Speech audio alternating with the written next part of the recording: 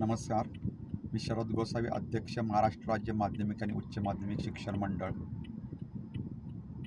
10वी आणि 12वीची परीक्षा सुरू होत आहे आणि हे होत असताना विद्यार्थ्यांना हॉल तिकीट 10वीच्या आणि 12वीच्या विद्यार्थ्यांना हॉल तिकीट देण्यासाठी ती ऑनलाईन शाळांना उपलब्ध करून दिलेले आहेत आणि शाळांनी ती डाउनलोड करून विद्यार्थ्यांना हॉल तिकीट प्रिंट करून द्यायचे आहेत. हॉल तिकीट तयार करत असताना त्यामध्ये विद्यार्थ्याचं नाव, विद्यार्थ्याच्या आईचं नाव, विद्यार्थ्याच्या घेतलेले विषय, कुठल्या दिवशी कोणता पेपर आहे, किती वाजता आहे आणि किती वाजता विद्यार्थ्याला परीक्षा दालनात उपस्थित राहायचं आहे, म्हणजे रिपोर्टिंग टाईम त्यामध्ये दिलेली आहे. त्याचबरोबर जातीचा प्रवर्ग त्यामध्ये दिलेला आहे.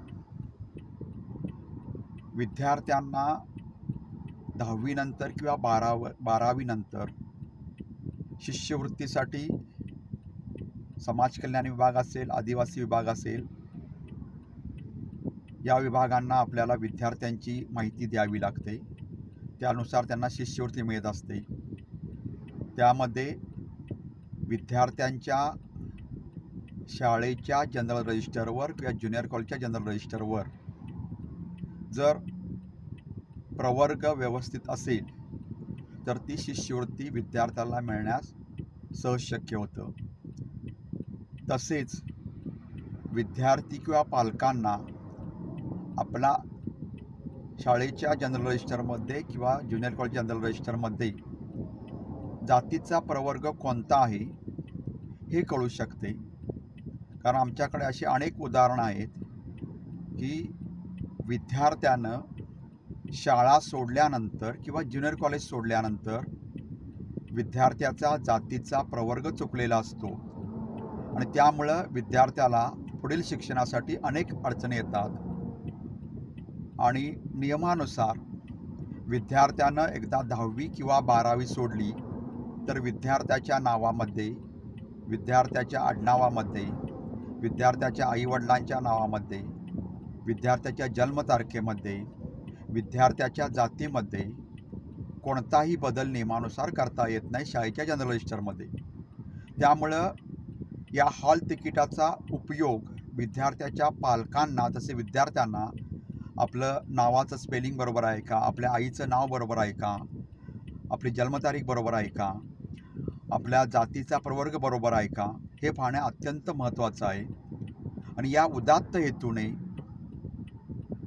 राज्य मंडळाने कॅटेगरीची नोंद म्हणजे प्रवर्गाची नोंद केलेली आहे.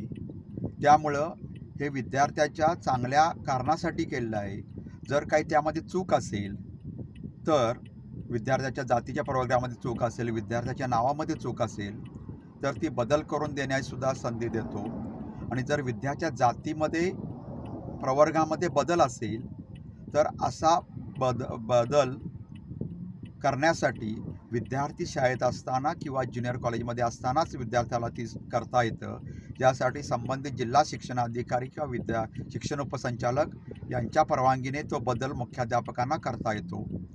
आणि त्यामुळं विद्यार्थ्यांना जर ते कळलं की आपल्या शाळेच्या जनरल रजिस्टरमध्ये किंवा ज्युनियर कॉलेज जनरल रजिस्टरमध्ये आपल्या प्रवर्गाची नोंद चुकलेली आहे तर तो निश्चितपणे बदल होऊ शकतो. आणि विद्यार्थ्याच्या फायद्यासाठी, पालकाच्या फायद्यासाठी किंवा विद्यार्थ्याच्या पुढील करिअरसाठी हे महत्त्वाच्या हेतूने आम्ही केलेलं आहे. त्यामुळे कृपया पालक, विद्यार्थी, शिक्षक यांनी याची कृपया नोंद घ्यावी आणि कोणताही गैरसमज पसरू नये हीच माझी विनंती आहे. धन्यवाद.